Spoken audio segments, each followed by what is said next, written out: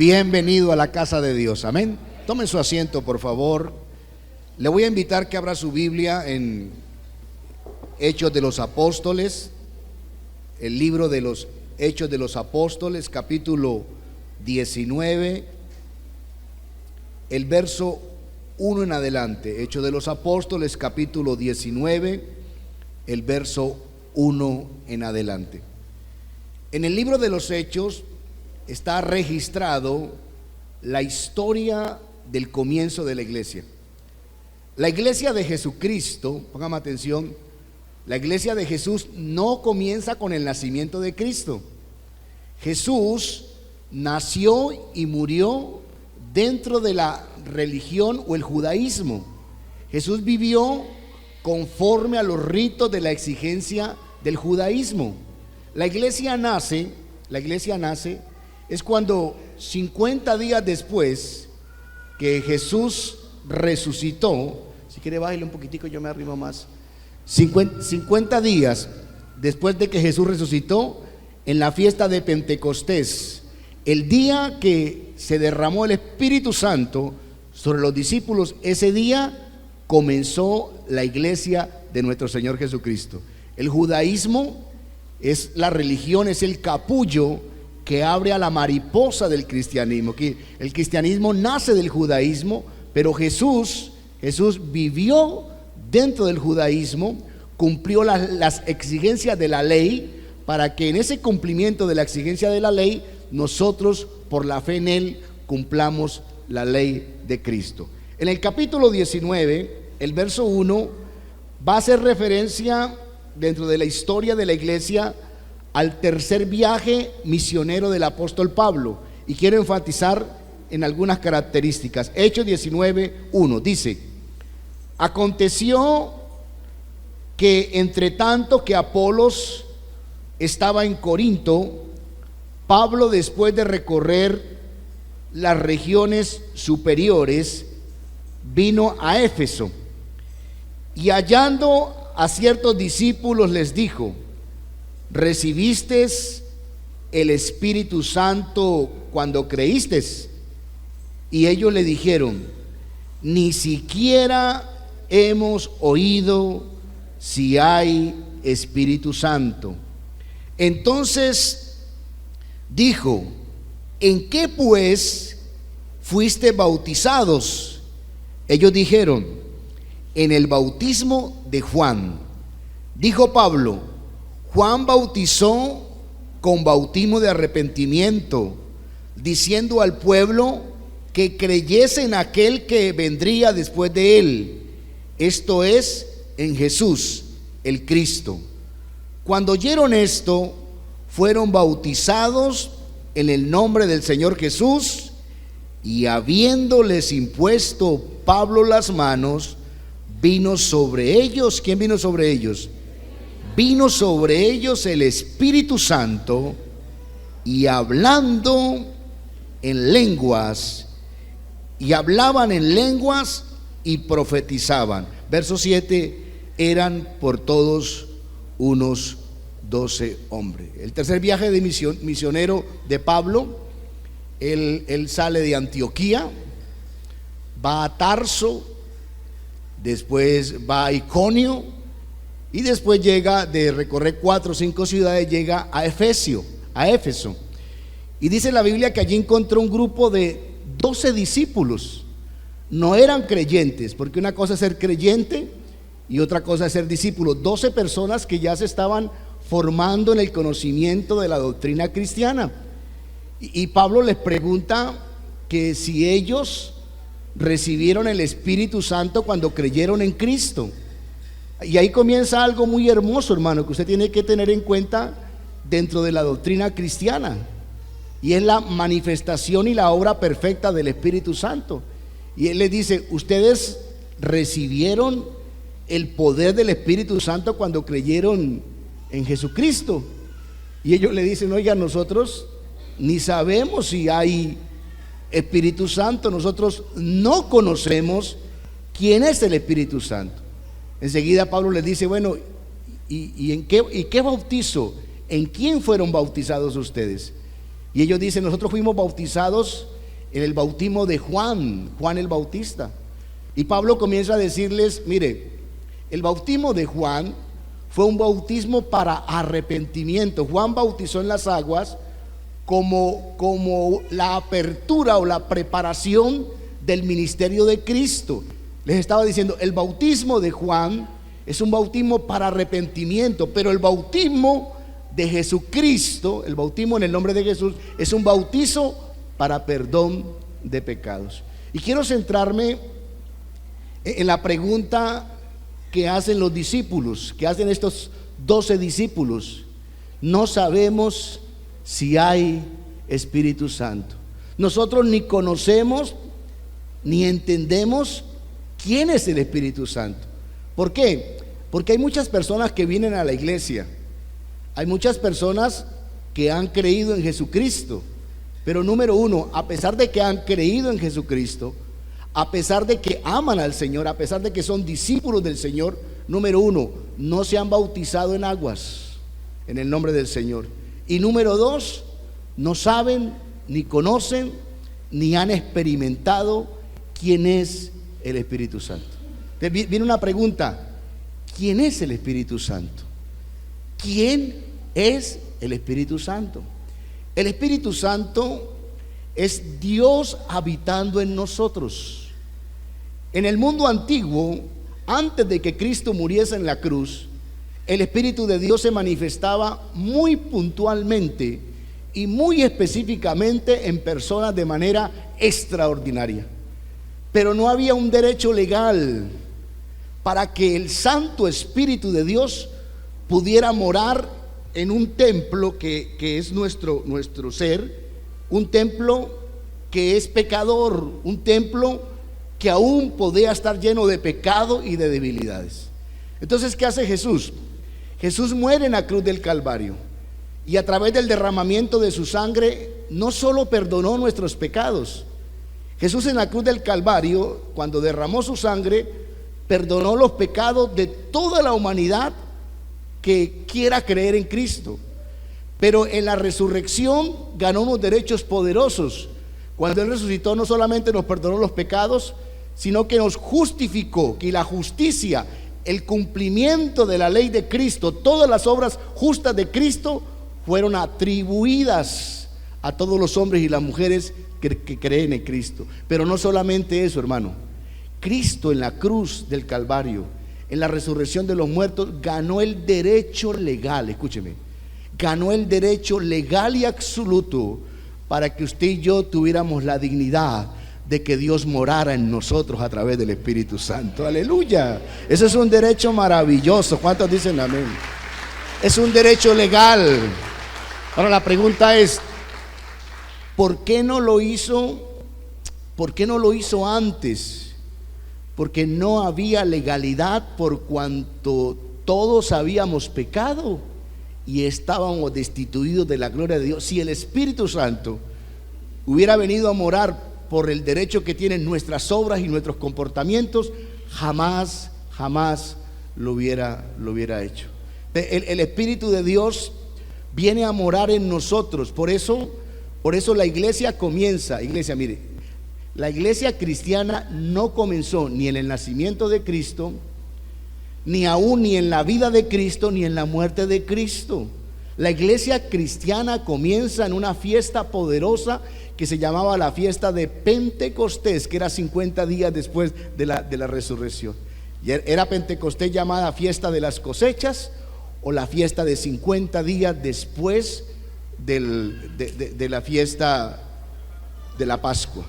Esa fiesta representaba la cosecha que Dios había ganado a través de Cristo para nosotros en su muerte. Por eso es que ese día dice la Biblia que estaban todos unánimes en el aposento alto, y de repente en esos 10 días de espera probablemente vino el Espíritu Santo y bajó de una manera literal, palpable, como lenguas de llamas de fuego, y se posó sobre ellos, sobre los discípulos y sobre todos los que estaban ahí reunidos, y comenzaron a hablar en lenguas y a profetizar. Ese día es la inauguración de la iglesia. Ese día comienza la iglesia.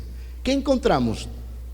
Que dentro de nuestra iglesia hay personas que aunque son discípulos, aunque están sirviendo a Dios, aman a Dios, no se han bautizado en las aguas y mucho menos han recibido el Espíritu Santo. Yo quiero que vaya conmigo, hablando con respecto del Espíritu Santo, al Evangelio según Mateo, el capítulo 3. Quiero hablar un momentico de lo que era el bautismo en agua de Juan. Aquí está hablando Juan el Bautista: yo a la verdad os bautizo en agua para arrepentimiento. ¿Para qué era el bautismo de Juan? Para arrepentimiento, no para perdón de pecados, era para arrepentimiento. Dice, pero el que viene tras mí, cuyo calzado yo no soy digno de llevar, es más poderoso que yo. Él, Jesús, os bautizará en Espíritu Santo y fuego. Jesús es el bautizador. No es el Espíritu Santo en sí quien nos bautiza. El bautizador es ¿quién? Jesús. ¿Y con qué nos bautiza Jesús? Con el Espíritu Santo. Jesús en el capítulo 16, el verso 3, Él se despide de sus discípulos y Él les dice: por cuanto he dicho estas cosas, tristeza ha llenado vuestro corazón. Y los discípulos se entristecen porque Jesús les dice: yo me tengo que ir. Y el Señor le dice: oiga, ustedes están tristes, pero les voy a decir algo poderoso. A ustedes les conviene que yo me vaya. Mire, mis amados, le decía Jesús a los discípulos, a ustedes les conviene que yo me vaya, porque si yo me fuere, yo les voy a enviar, en el nombre de mi Padre, les voy a enviar el Espíritu Santo.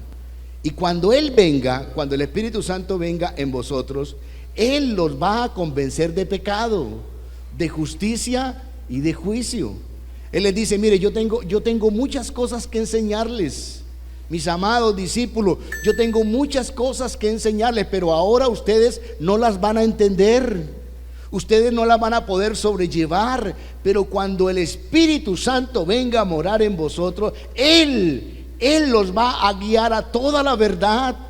Él, el Espíritu Santo, les va a enseñar todas las cosas. Él los va a guiar para que guarden todas las cosas.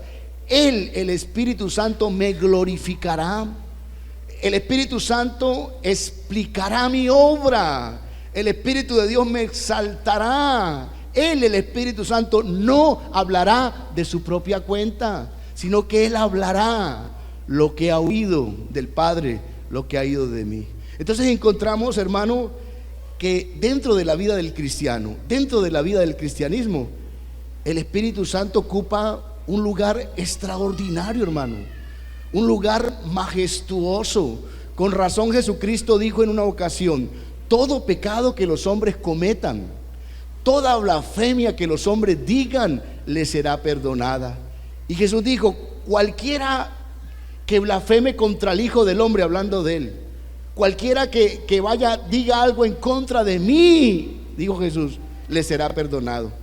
Pero el que blasfeme contra el Espíritu Santo no tendrá perdón ni en este siglo ni en el venidero. ¿Por qué? Porque dentro del cristianismo el Espíritu Santo ocupa un aspecto totalmente extraordinario. Hermano, no hay cristianismo sin Espíritu Santo. ¿Por qué? Porque Él es quien convence al ser humano de su pecado. Una de las características del hombre que no es espiritual, del hombre, de la mujer que no es espiritual, es esta: yo soy bueno.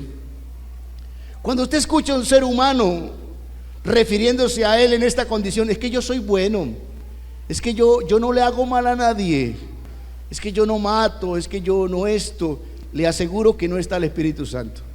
Porque es el Espíritu Santo, hermano, quien lleva a un ser humano a los aposentos del arrepentimiento. Iglesia, no es el predicador, no es el sistema, no es la charla que uno dé, es el poder del Espíritu Santo quien convence el corazón humano, aleluya. Pero lo primero que hace el Espíritu Santo en un corazón humano es mostrarle su condición pecaminosa. Bienaventurados los hombres y mujeres a los cuales el Espíritu Santo los ha llevado a las recámaras profundas del arrepentimiento. Bienaventurado el hombre y la mujer, hermano, que es tomado de la mano derecha por el Espíritu Santo para que conozca la pecaminosidad que hay en nuestro interior. Él es quien convence de esa condición. Él es quien nos muestra la grandeza de la justificación de Dios a través de Jesucristo. Quien nos revela los manjares y las exquisiteces que hay dentro del Evangelio, que hay dentro de la persona de Cristo. Quien nos revela a Cristo es el Espíritu Santo. Eso no nace, iglesia, mire, eso no nace del ser humano. Es el Espíritu Santo quien convence de pecado. Es el Espíritu Santo quien revela la eminencia y la grandeza de la justicia del Padre revelada en el sacrificio de Cristo. Es el Espíritu Santo. Es el Espíritu Santo quien revela, hermano, quien muestra que Satanás es una realidad latente, que está luchando contra el alma y la condenación de los seres humanos, y que es el Espíritu de Dios quien quiere que nosotros busquemos a Jesús como el camino, como la verdad y la vida. Ahora la pregunta es, ¿qué haríamos nosotros sin el Espíritu Santo? ¿Usted qué opina? ¿Qué haríamos nosotros sin el Espíritu Santo? ¿Qué sería de nosotros? ¿Qué cree que ocurría con estos 12 discípulos que ni sabían si existía el Espíritu Santo? Ahora viene la pregunta, ¿qué conoce usted del Espíritu Santo? ¿Qué sabe usted del Espíritu Santo? ¿Que es una paloma? No, Él no es una paloma, hermano. El Espíritu Santo es la manifestación de la plenitud del poder de Dios en nuestro corazón por el derecho que Cristo ganó en la cruz del Calvario. Vaya conmigo por favor al Evangelio Juan, al Evangelio según Juan, capítulo 14, verso 22.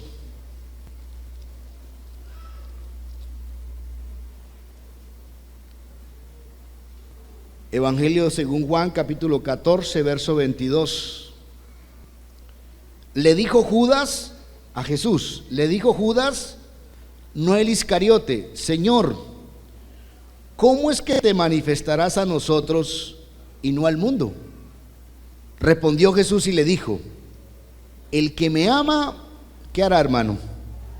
El que me ama, mi palabra guardará, y mi Padre le amará. Y mire cómo dice, y vendremos a él y haremos morada en él. Y que en el Espíritu Santo está morando ¿quién en el corazón? El Padre, el Hijo y el Espíritu Santo. Le dice Judas, no el Iscariote, pero Señor, ¿cómo es eso que tú vas a venir y cómo te vas a manifestar a nosotros y no al mundo? Dice el Señor, el mundo, la gente que no conoce a Jesús no puede recibir el Espíritu Santo porque no lo ve ni lo conoce, pero ustedes sí. Él vendrá y Él morará aquí. El Espíritu Santo se meterá dentro de ustedes, Él morará dentro de ustedes, y allí dentro de ustedes, a través de la fe en Cristo, porque el Espíritu Santo se recibe a través de la fe en Cristo. No todo mundo puede recibir el Espíritu Santo. Para que una persona pueda recibir el Espíritu Santo, primero tiene que arrepentirse de sus pecados. Segundo, creer, aceptar el sacrificio de Cristo en la cruz por el perdón de sus pecados. Y entonces ese reconocimiento de corazón y verbal dará la autorización legal para que el Espíritu de Dios se le meta. Y cuando el Espíritu Santo se mete en él, el Espíritu de Dios va a comenzar una obra transformadora a través de la palabra. Entonces el mismo Espíritu de Dios le comienza a dar el entendimiento a la persona para que ella comprenda las Sagradas Escrituras. Por eso usted se va a dar cuenta que a medida que usted camina en el Espíritu Santo, van a haber textos que usted siente que saltan, van a haber textos que usted siente que tienen vida, y usted va y le dice a una persona, hermano, hermana, Dios me habló, y la persona que es natural dice, o es muy engreído o está loco. Pero usted sabe que Dios le habló. ¿Por qué sabe que Dios le habló? Porque ese texto, por el poder del Espíritu Santo, tomó vida y marcó y bendijo su corazón de una manera especial. Pablo comienza diciéndoles: ¿en qué bautizo o qué bautizo tienen ustedes? Ellos le dicen: tenemos el bautizo de Juan. Pablo le dice: pero no es suficiente, ustedes ya se arrepintieron, pero hay otro bautizo que es más importante que el bautismo del arrepentimiento, que es el bautismo en las aguas, en el nombre de Jesús, para perdón de pecados. Y aquí quiero hacer un llamamiento, hermano. Mire, yo quiero llamar, el Espíritu Santo coloca esto en mi corazón, yo quiero llamarlo para que usted tome una decisión en su fe. No se quede en ese primer escalón del arrepentimiento, no se quede en ese escalón tan fundamental que le va a impedir tener un crecimiento. Bautícese en aguas, hermano. El bautismo en aguas en el nombre del Señor no es una opción. Jesús le dijo a los discípulos antes de subir al cielo resucitado, les dijo en el monte de Galilea, les dijo: toda potestad me es dada en el cielo y en la tierra, como diciendo el Señor: yo gané todos los derechos, yo gané todo poder y toda autoridad por mi sacrificio. Por tanto, id y haced discípulos, ¿a dónde? A todas las naciones, bautizándolos, y le da la fórmula. Jesús mismo dio la fórmula bautismal, bautizándolos en el nombre del Padre, en el nombre del Hijo y en el nombre del Espíritu Santo, enseñándoles que guarden todas las cosas, y he aquí yo estoy con vosotros hasta el fin del mundo. Y que el bautismo, y Marcos añade algo donde Jesús dice: el que creyere y fuere bautizado será salvo. Dígalo conmigo: el que creyere y fuere bautizado será salvo, mas el que no creyere será condenado. Iglesia, mire, el bautismo no es una opción. El bautismo en agua es una ordenanza y es una evidencia de aquel que se ha arrepentido y ha creído en Jesucristo. Viene la pregunta: ¿y qué simboliza el bautismo? ¿Por qué debemos bautizarnos? El bautismo en sí es un rito, pero ese rito, hermano, conlleva el testimonio externo de la convicción que hay en mi alma. El matrimonio, el bautismo es un rito muy sencillo, pero con una profundidad espiritual extraordinaria. Por ejemplo, vaya conmigo a Romanos capítulo 6.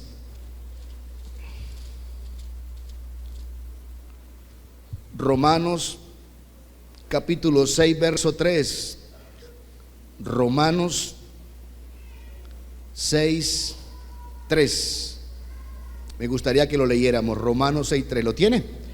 Dice así: ¿o no sabéis, escúcheme, o no sabéis que todos los que hemos sido bautizados en Cristo Jesús hemos sido bautizados en su muerte?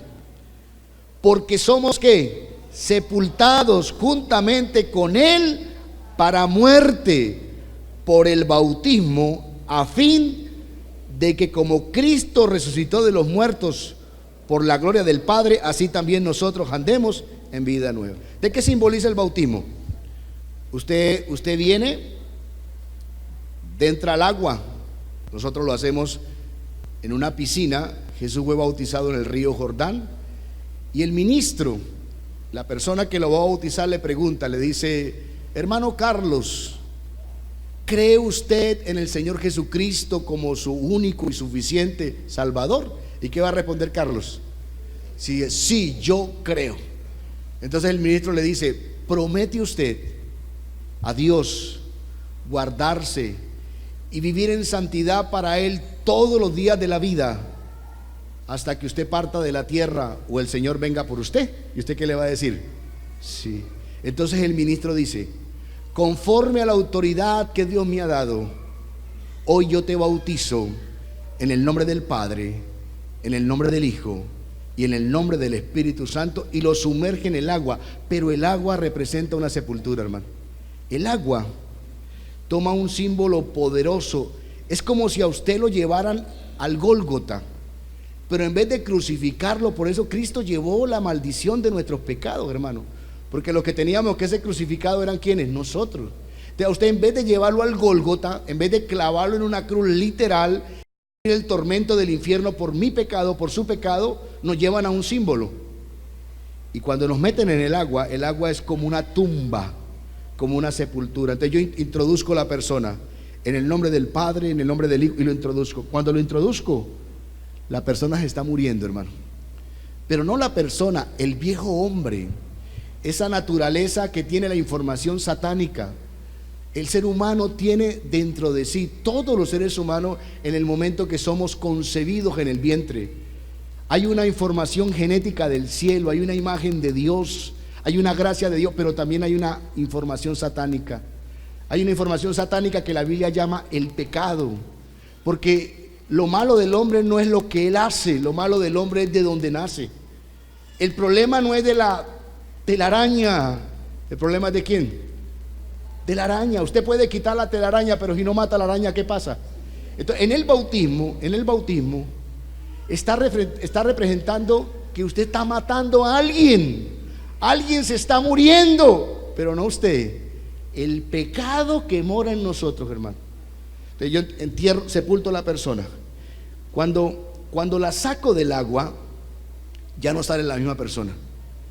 Porque el viejo hombre, esa naturaleza de pecado, esa naturaleza maligna, dice la Biblia, que quedó crucificada. Escúcheme, no muerta.